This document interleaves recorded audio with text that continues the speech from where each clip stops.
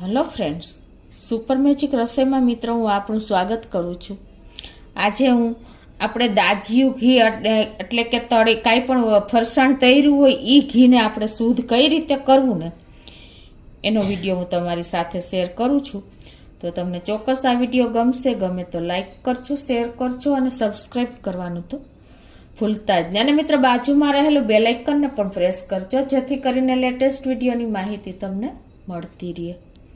મિત્રો જો આપણે ઘણી વખત ઘી દાજી જાય છે અને આપણે કાંઈ ફરસાણ તળ્યું હોય, ઘીમાં બુંદી છે, જલેબી છે કે આપણે ઘૂઘરા બનાવ્યા હોય, સ્વીટ બનાવી હોય કાંઈ, તો ઘી દાજેલું ઘીને આપણે પાછું રીયુઝ એટલે કે શુદ્ધ કઈ રીતે કરવું ને એનો વિડીયો હું તમારી સાથે શેર કરું છું. તો આપણે શું કરવાનું છે, જો આ એકદમ કાળું ઘી થઈ ગયું છે, દાજી ગયું છે.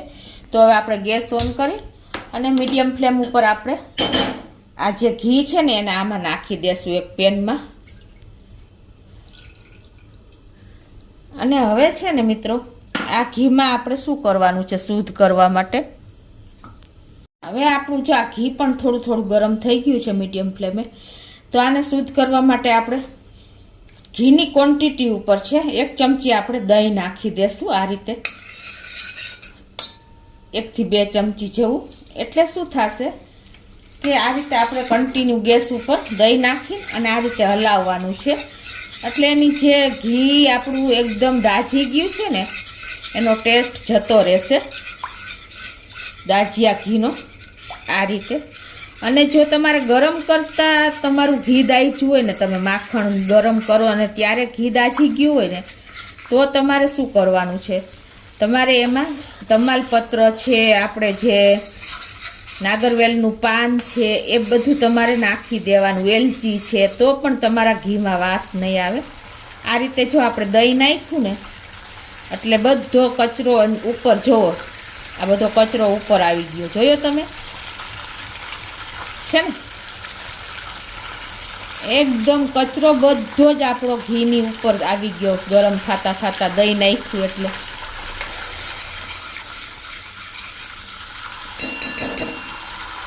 હવે જો આપણે આને ગાળી લેશું.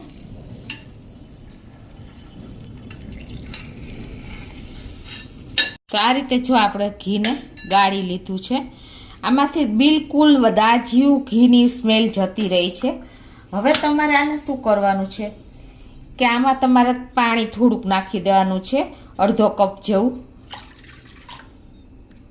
અને હવે આને આપણે ફ્રીજમાં મૂકી દેશું 12 કલાક માટે કે 5 કલાક 6 કલાક, જ્યાં સુધી આપણું ઘી ઉપર જામી જાય ને ત્યાં સુધી આપણે ફ્રીજમાં મૂકી દેવાનું છે.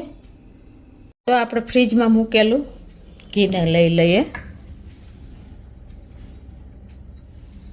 તો હવે જો આપણે પાણી નાખીને મૂક્યું હતું ને એટલે ઉપરથી આપણે ઘી લઈ લેશું અને નીચે પાણી રહી જશે. જુઓ મિત્રો છે ને, આ પાણી આપણે નાખ્યું હતું એ તળિયે રહી ગયું. આને આપણે ગરમ કરી લેશું અને આપણે મીડિયમ ફ્લેમ ઉપર ગરમ કરી લઈએ. તો આને આપણે હલાવી લેશું.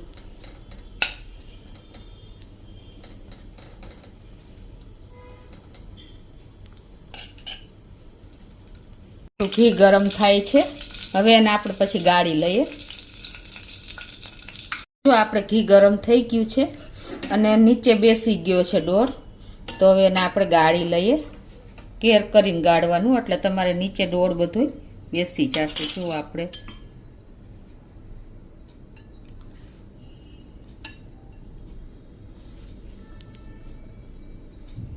નીચે જો આપણે ગળણીમાંથી નીકળી જાય ને એટલે નીચે કોટન રાખી દીધું છે મેં અને પછી ગાળી છે. એટલે કાંઈ પણ કચરો હશે ને તો પણ આપણે કોટનમાં રહી જશે.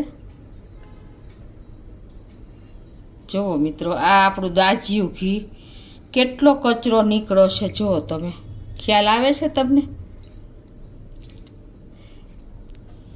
તો આપણી ઝીણી ગળણી હોય છે ને તો પણ કચરોમાંથી નીકળી જાય છે.